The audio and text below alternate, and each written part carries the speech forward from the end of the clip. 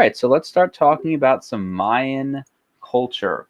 One of the things that we know about the Mayans that is going to be so super important is going to be the aspect of trade for their civilization. They're obviously going to become super wealthy from this trade because we see all those pyramids that they built. You know, like Joel's not just able to scrounge up some pennies and make a pyramid. No, Joel's got to be flush with resources and cash to be able to go make a pyramid. And so ways we know that they did a ton of trade too, since, you know, we unfortunately don't have like Nora going in a time machine and like telling us about it, is we find all of their city states were connected with these white cement roads, which is really cool and also kind of crazy because you have to remember they were in Stone Age technology, and they're able to accomplish these tasks without, you know, use of metal tools, without even the use of the wheel. Like, I mean, that's pretty crazy too that they didn't use the wheel even. Anyways, another thing that they had that kind of shows how much they were into trade was we have evidence of these large 40-man canoes. Now, how many of you have been in a canoe before? And I want you to think about how many people were in that canoe with you. So,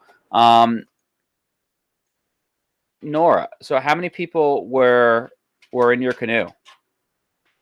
When I was in New York with my cousin, there was only me and her in the Yeah. canoe. Okay. Anybody else be in canoe? Hayden? When I was in Utah taking a trip down a 2-day trip down a river, I was in a canoe with my grandma. Oh, cool. Very cool. Anybody else be in a canoe? And so he had one person with him. So it'll sound like Nora, you know, not many people. Yeah, most people I know have been in canoes. It's like 2, maybe 3 people are in a canoe, and that's how it typically goes. You know, I've been in a canoe with 3 other people, and it's been crowded. These canoes had 40 people. So think about it. These canoes that have 1, 2 people, they're usually, you know, 5 to 8 feet long. Think about how gigantic this canoe has to be to fit 40 people, but not just 40 people for like a trip to go have some fun on the water, but this is people going on a trade route. So it was big enough to carry all of the gear that they needed for trade. Yeah, Eli had 3 people. Yeah. I mean, you don't put a lot of people on a canoe typically. So these are gigantic canoes. It's pretty cool. Now, what do we think's happening in this picture here? I love this. This is a like a relief statue, so it's in the side of a temple. And what do we think's going on?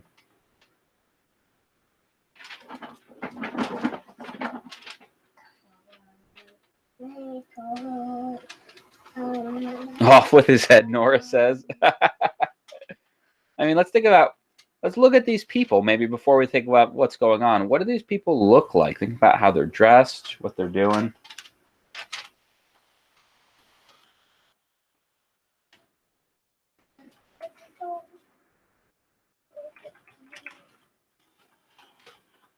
Maybe singing or playing flute for a leader.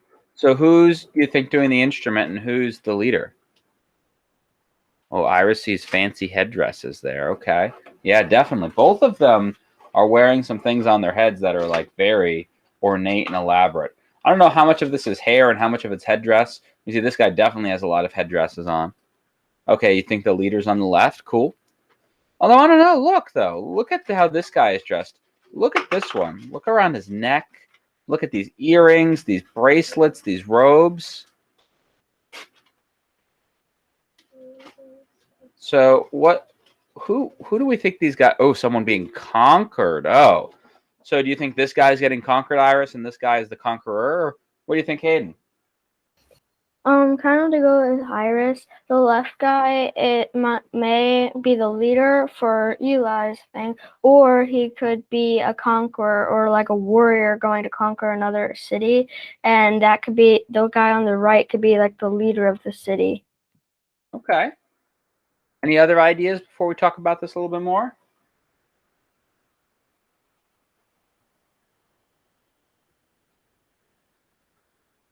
Oh, man. Well, this is actually a blood sacrifice to the gods. So this is kind of crazy. This man right here is a Mayan king. This man right here is a priest. And now, this is not going to be a blood sacrifice where the king is going to lose his life, but he is going to offer up blood to the gods. You see, the Mayans believed that human life was the most precious and important thing. Yeah, you're a little close. Most precious and important thing. They believed that they owed a blood debt to the gods, that the gods had given their blood so that they could live, and that they believed they needed to return some of that to the gods for the gods to live.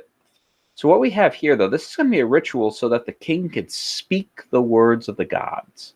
Now we see he's holding a rope. So look, this is a rope right there. We see it goes all the way down, and it's going to go down and lead into a bowl. And so we look at this image right here, and we see the priest is holding this very ornate, fancy staff. And the staff is a little sharp point right there. So the king would stick out his tongue, and the priest would pierce it. So the king would stick out his tongue, and the priest would pierce it straight through. Then they would fish the rope, because you see how it's like up to his lips? So he'd put the rope through the hole in his tongue, and that would make the blood leak out right into the bowl. Then they would go use that and paint that on the side of the walls of the temple. Grace, right? But they believed this would give them the ability to speak the words of the gods. Now, they would also do a ritual where they would do it inside of the ear to hear the words of the gods. And gentlemen, when it was time for this king to have a son, he'd have to give blood somewhere else too. But we won't go into details about that.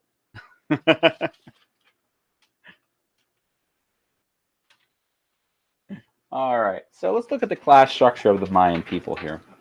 So it starts with the ruler on top, and of course this person rules because he says, I'm descended from the gods.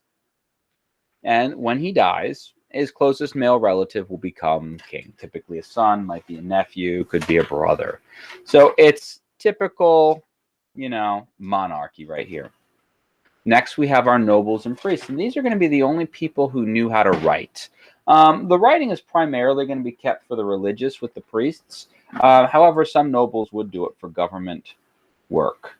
And the nobles, they're going to be typical government officials. They'll be generals. They'll lead in battle. They'll collect taxes. And the priests are going to be incredibly important because their job is going to be make sure that the gods are happy. That's going to be their big thing, to make sure that they are honoring and pleasing the gods. So that's their main duty. And it was so important that actually the kings would ask the priests for advice. King Steel would go to High Priestess Rachel and say, is this the best time for us to be planting crops? Or King Steel would go to High Priestess London and say, should we go to war against the Celestites? Yep, king is on top. So they would go and they would constantly consult the priests to make sure that they were doing what the gods wanted. So the priests are going to exercise a tremendous amount of power. Next, we have our merchants and artisans, which makes sense because they did so much trading. I'm not going to ask you about what they traded, but I am going to ask you on Friday for your quiz, how do we know they were traders? And we know from our large 40-man canoes and our, white cement roads. Most popular trade goods are going to be things like obsidian, which is a black volcanic rock. It is like so black. It's like a black mirror. And the thing is, it gets so sharp. Like these are super duper sharp. It's like a surgical scalpel. And jade, which they actually like more than gold. Jade is just a gemstone. It's green. And a lot of what they produced were for their gods, honoring them. Next, we have the peasants, which is going to be the vast majority of the population. Probably 90-95% of all people were peasants. And they're, ink suit black. Yeah, definitely. And they are going to be farmers typically, but they're also going to be the ones building these great works. And once again, I want to remind you, they're doing this with Stone Age tools and without the use of the wheel. the way they're going to carry heavy stones actually is so, Eli would go have a like fabric around his head, his forehead, and behind him holding would be the stone. So he'd be using like his whole body, his neck, his head, everything to go and move these heavy, heavy stones. And some of these stones weighed thousands of pounds. So Eli and Hayden and Mikkel and Joel, and Jackson, they would all be going together, like dragging this, using their heads for Pete's sake. It's kind of crazy. The Maya did also participate with slavery. Typically slaves were prisoners of war or people who did crimes, and they're going to primarily do manual labor. However, it's very different than the slavery we talked about when we did our West African slave trade with our last unit. These slaves were not treated badly. They could earn their freedom, but we don't want to undersell it. It's still slavery. It wasn't as bad as the West African slavery. But still, people weren't free. So we never want to think that it was something okay or good. But at least people could earn their freedom. Finally, we're going to get to family life for our final slide of notes for today. And I know we're going a little bit. And so girls, it's a pretty traditional medieval period, but women stayed at home and they took care of the household chores, the cooking, the cleaning. They would make their clothes for their family and raise up the kids. Men would work in the fields. They're doing either the farming or the manual labor, or they're the ones being the officials in the government. So pretty standard, nothing surprising there. Now let's get to some fun facts about marriage. Now you lovely ladies are all 11 or 12, so you are almost Mayan marriage age, because at the ripe old age of 14 is when you girls would get married. And just as a testament to show that girls mature way faster than boys would get married at age 20. But that adds the awkwardness that this poor 14-year-old girl has to marry a 20-year-old dude. So kind of gross right there. I agree with you, Mikkel. That's just not how the Mayan society was. Yeah, super gross. Now, what makes it even worse, though, of course, is that, because Nora's like, hey, I'm a beautiful girl. I'm going to have tons of boys wanting to marry me. Well, that's going to be a hard thing for Nora to pick who she wants. So in Mayan culture, her parents pick it for her. It's all arranged marriages. Hopefully she knows the boy at least beforehand, but that's not always the case. So that's going to be our notes for the day. I know, sorry.